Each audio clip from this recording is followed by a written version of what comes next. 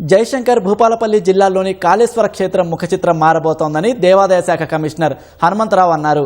శృంగేరి పీఠాధిపతి విధుశేఖర భారతీ తీర్థ స్వామి అనుమతితో ఆలయ పునర్నిర్మాణాలకు రూపకల్పన చేశామని ఆయన తెలిపారు. బుధవారం ఉదయం నిర్మాణాల తొలగింపు పూజలు ప్రారంభిస్తామన్నారు. ధార్మిక సలహాదారు గోవిందహరితో కలిసి కాళేశ్వరం ఈవో కార్యాలయంలో అర్చకులు, స్థానికులు, పాలకవర్గంతో మంగళవారం ఆలయ పునర్నిర్మాణాలపై ప్రత్యేక సమావేశం నిర్వహించారు. సీఎం రేవంత్ రెడ్డి క్షేత్రాభివృద్ధికి 198 కోట్లు, పూర్వం నాటి అష్టతీర్థాల అభివృద్ధికి 60 కోట్లు మంజూరు చేశారు. రాతి కట్టడాల నిర్మాణాలతో కాళేశ్వర క్షేత్రం విశాలంగా మారనుంది.